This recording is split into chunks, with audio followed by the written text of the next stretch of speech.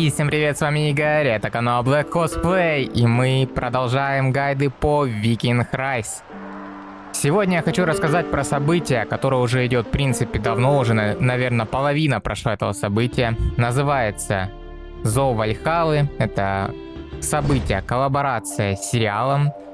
Я думал, почему именно сейчас, а не с самого начала, я думал, будут какие-нибудь видео в Ютубе, хотя хороших видео в Ютубе по этому событию нет. И вот я решил как бы снять это видео. И небольшая рекламка. А именно, переходи на 208 сервер. Я там сижу, это мое королевство. Будем вместе строить сильное, мощное, слаженное королевство.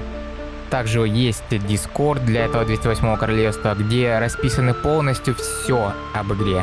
Все мои знания, каких героев, какие умения, скакуны и все остальное, все там написано.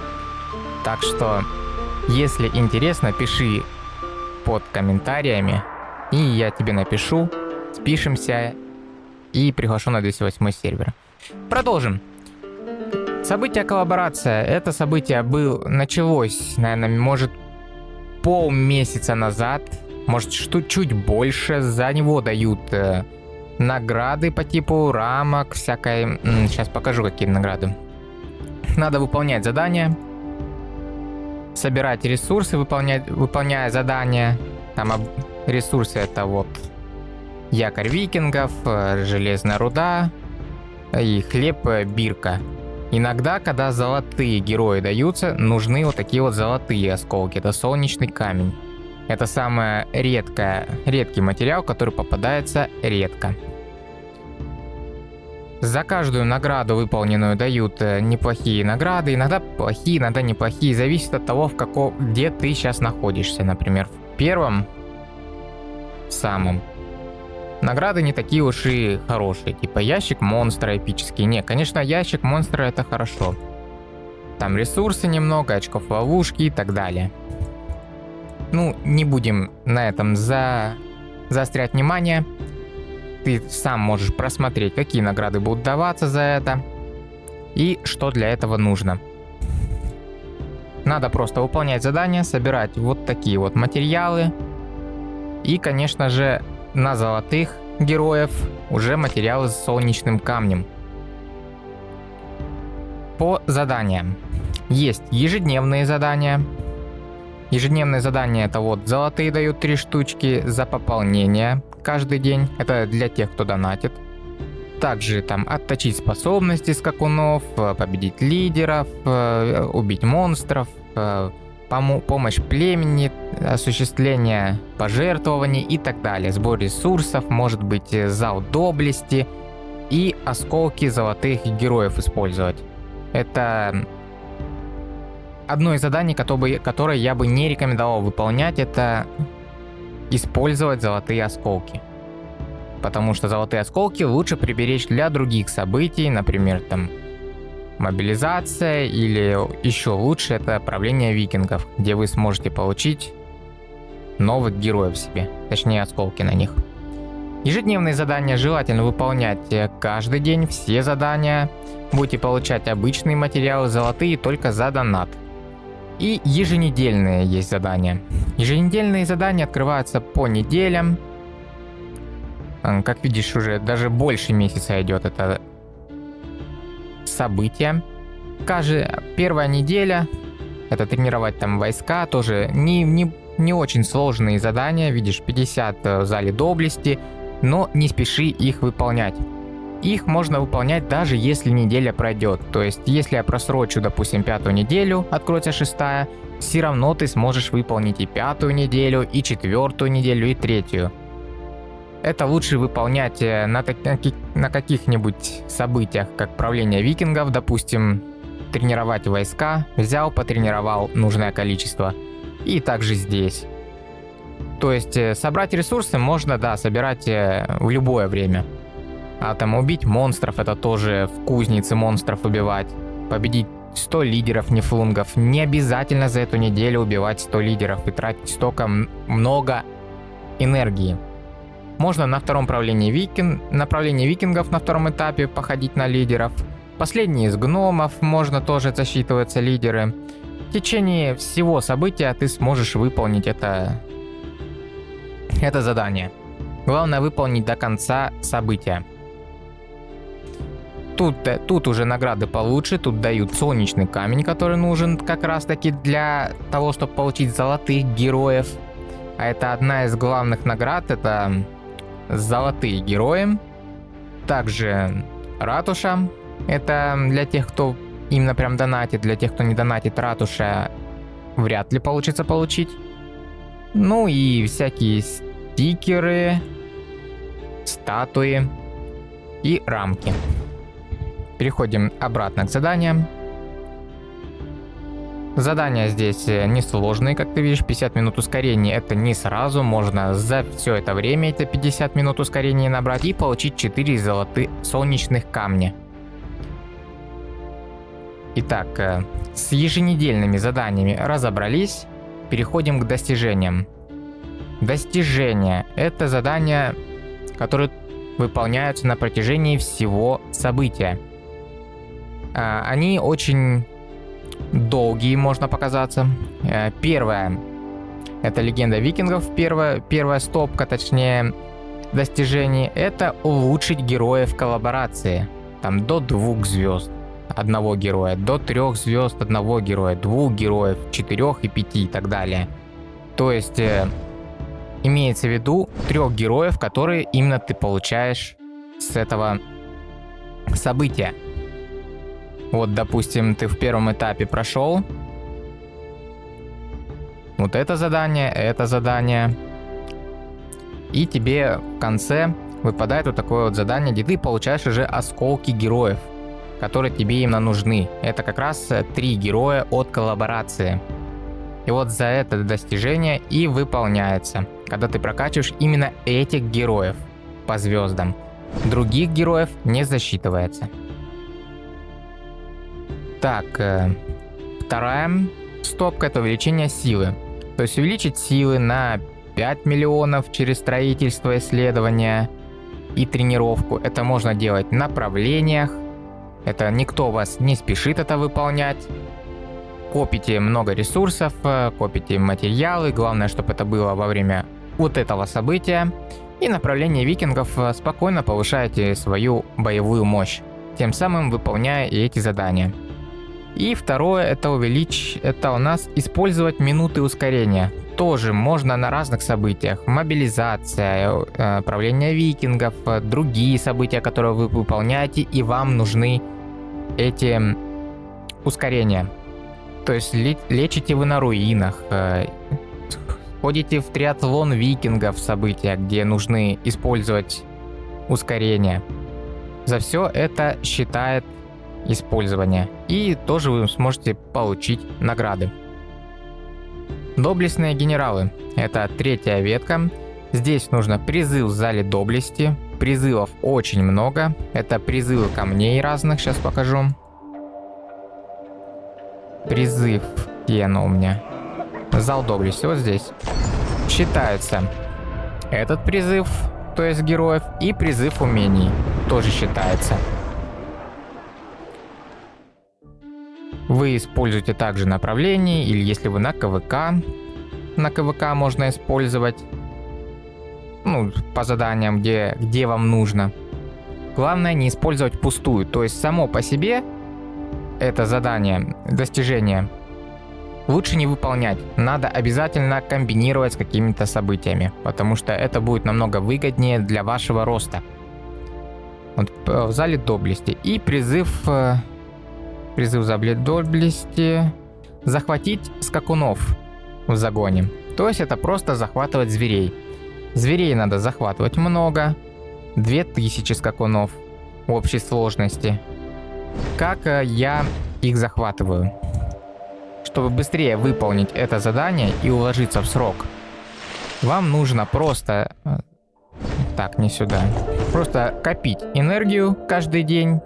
Даже не нужны очки-ловушки, то есть не нужно свои тратить из сумки. Просто ежедневных вам вполне будет достаточно, чтобы призывать каждый день по 2000 скакунов. По 5 не призываем и остальных тоже не призываем, только по 2000. Так вы сможете быстро насобирать 2000 скакунов призыв и выполнить это задание. Также его лучше комбинировать с событием правления викингов на 5-м вроде бы этапе, это или не 5-м, да, на 5-м этапе. И 4-й блок — это увеличить силу, то есть использовать самоцветы и отточение способностей скакуна. Скакуны можно оттачивать по 25 раз на ежедневных заданиях, вот, например, выпало, его можно выполнить.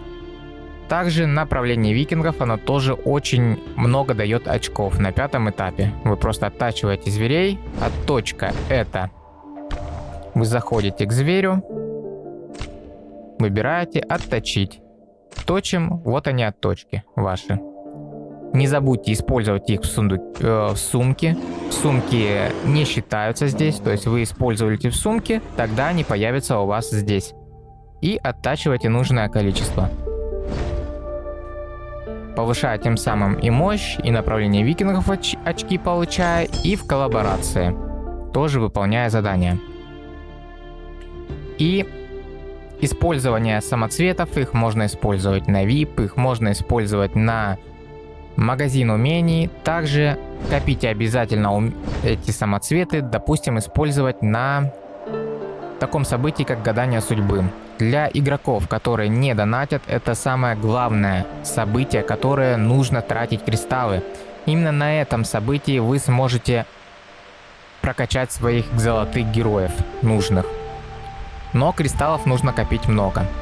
Даже без доната можно накопить 300 тысяч кристаллов или 500 тысяч кристаллов и использовать их в гадание судьбы. Тем самым и героев получив, и коллаборацию выполнив, и свою силу повысив. Так, ну и последний — это божественная армия. Тут чисто для донатеров. Нужно просто пополнять за кристалл, пополнять на реальные деньги кристаллы. То есть за донат задание пополните, чтобы получить 500 тысяч самоцветов и так далее. Здесь дают много солнечных камней, а в конце, в последних этапах, нужно очень много таких солнечных камней. Сейчас я даже покажу. А также создать 2 эпических снаряжения. 5, 10 и 20. Это тоже выполнимая задача. Вам просто нужно бить в кузнице монстров. Вам нужно собирать сундучки с разных магазинов, с разных событий. Не тратить их и делать синие на том же правлении. Делаешь синие, любые, даже обычные, фиолетовые засчитываются. То есть куча синих, сделал фиолетовое. Вам засчитали задание. И также хочу показать, вот на 3-м этапе уже солнечных камней нужно по 30, последнее. То есть везде было сначала по 10, потом по 15, 20, 30. И в самом конце героев надо набрать 70, а саму ратушу, чтобы получить, нужно 150. Также есть способ для тех, кто мало донатит, а именно купить подписку на 30 дней, который дает кристаллы, и скупать каждый день нужное количество кристаллов. Вы будете получать каждый день по 3000 солнечных камней. Тем самым каждый день вам будут копиться эти солнечные камни. Вы продвинетесь так намного дальше. Сейчас покажу героев. Ведь ради этого мы собрались, чтобы посмотреть этих героев. Герои — это дубли. Дубли героев, которые уже есть. Так сказать, гибриды. Например, Фрейдис. Это лучница огненная. Это гибрид Артура и Верданди. Она наносит прямой цели очень мало урона, но ее недооценивают тем, что она наносит очень много ожога, то есть непрерывный урон на 4 секунды, непрерывный урон на 3 секунды. Если постараться сделать все правильно, можно сделать так, чтобы на враге постоянно был непрерывный урон. А для этого как раз таки можно использовать некоторые умения. Это очень хорошо, когда непрерывный урон постоянный. Фреддис, например, очень хорошо пойдет с Артуром, с Верданди, потому что будет очень много урона от горения. По талантам. Первое — это запускаться при входе в битву, увеличивает уменьшает урон от контратак вражеских по этому отряду, то есть как у Артура, то есть меньше, а потом увеличивает после 30 секунд, увеличивает урон от горения, как в Верданди. Третье — наносит один раз прямой урон цели каждые 9 секунд. Это обычно командный талант, и если у вражеского отряда ярости больше, чем у вас, вам будет добавляться ярость. Это как раз таки комбинируется с тем же Артуром, как я и говорил, будет быстро наполняться ярость, и можно сделать какой-нибудь отряд на ярость. По отрядам я расскажу позже, как и что можно поставить. Ну и последнее, если цель горит, у развернутых войск есть шанс нанести урона 1000, то есть каждый раз, когда горит, а можно сделать так, чтобы горело постоянно. Но с одним условием, что при срабатывании командных умений. Командные умения — это тип умений команда, такие как огненная детонация, что здесь еще? То есть раз в 9 секунд. Проклятие Геры. Разные умения командного типа. Итак, и следующий герой. Но, конечно, ее недооценивают, но все же это слабенький, я бы сказал, лучник. Можно его вытянуть, что он будет хорошо сражаться, но он будет завязан чисто на непрерывном уроне на огне. Перейдем к следующему. Лейф. Это пикинер. Он больше походит на Лерда и помесь Хильгар. Его умение наносит прямой урон развернутым войскам, дает щит 420 на 2 секунды. Щит обычный на 2 секунды, ничего особенного. Когда развернутые войска контратакуют, есть шанс нанести прямой урон 2 раза, просто на урон. При контратаке шанса 15% каждую секунду нанести урона. По талантам. Первый талант, когда развернутые войска контратакуют, есть шанс 15% увеличить урон от контратак на 30% на 4 секунды. 4 секунды это немало, то есть плюс 30% контратакам. Контратаки — это когда вас атакуют, неважно сбоку, сзади, спереди.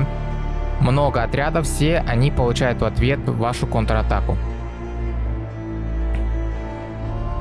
Так, и кроме того, есть шанс дать иммунитет к сломанному клинку, это запрет контратак, на 4 секунды. Третий талант, он похож такой же, как и у Хильгар, когда развернутые войска получают исцеление, есть 20% шанс дать им щит. Щит на 950 на 2 секунды. То есть поставится советой, поставится хорошо будет, если будет гимн жизни. В общем, это такое же умение, как у Хильгар, и применяется оно точно так же.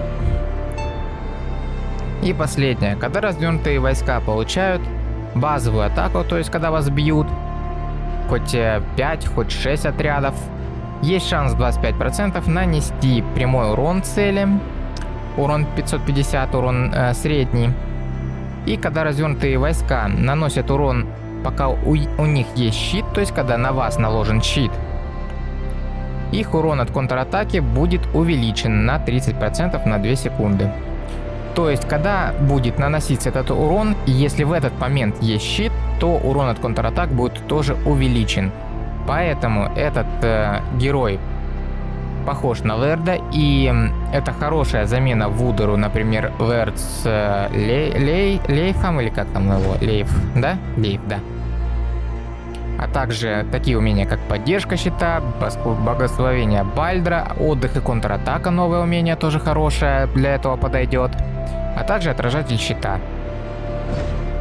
И последний герой, который получается и улучшается в самую последнюю очередь, и тем он самый полезный, это пехота, Харальд.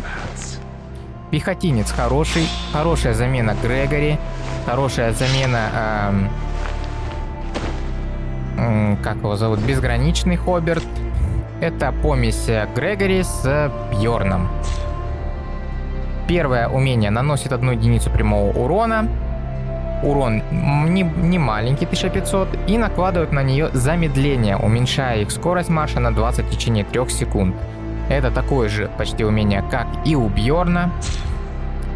И второе, когда развернутые войска наносят базовую атаку, есть шанс нанести прямой урон цели. Когда развернутые войска наносят урон, их базовый урон увеличивается на 25 на 5 секунд. На 5 секунд это очень много, с учетом, что шансом 20%, скорее всего, это умение увеличения базовой атаки будет работать постоянно. По талантам. Запускается при входе в битву и увеличивает урон базовой атаки. Базовая атака — это когда вы атакуете. Большинство пехотинцев завязаны именно на базовой атаке, то есть урон от базовых атак. И именно ее и надо увеличивать. Конечно, исключение — это Бьорн и Лагерта. Так, и увеличивает базовые атаки развернутых войск на 45%. Это очень много, на 30 секунд. Дает им иммунитет к запрету на использование базовых атак. То есть на молчание. Или не на молчание, на разоружение. Третий талант. Когда развернутые войска наносят базовую атаку, есть шанс 20% нанести прямой урон цели. А также, когда развернутые войска наносят этот урон, то урон от их умений сотрудничества увеличивается. Это умение, как у Бьорна, которое увеличивает урон от умений сотрудничества. Поэтому его можно комбинировать и с Бьорном, хорошо, Харальда. Его можно комбинировать так же, как и Бьорна, конечно, будет похуже, с Лагертой, с безграничным и с Грегори. То есть это универсальный, подойдет ко всем пехотинцам, которые сейчас есть. Йенса я не рассматриваю, потому что Йенс хуже всего подходит к Харальду. Конечно, у него есть урон от базовых атак тоже, но Харальд больше подойдет к тем, которые я перечислил героям. И последний талант уменьшает базовый урон атаки развернутых войск на 50, увеличивает на 50%. То есть это постоянное. На 50% это тоже очень много. Если войска замедлены, есть шанс нанести урон во время базовой атаки. Коэффициент урона 600, то есть это умение и подходит в пару для Грегори и Хоберта, так подходит и в пару с Бьорном. С кем подходит больше этот герой? Его можно поставить с Грегори и увеличивать базовую атаку. Его можно поставить чуть хуже, это с безграничным. Ну как чуть хуже? Он будет более универсальный, более живучий, но базовой атаки будет меньше.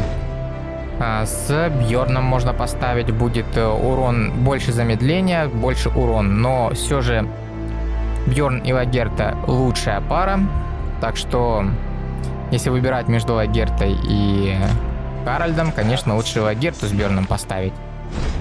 Вот такая вот коллаборация, вот так ее выполнять. Подписывайтесь на канал. Обязательно, если интересно, переходите на 208 сервер. Всем до встречи, всем пока.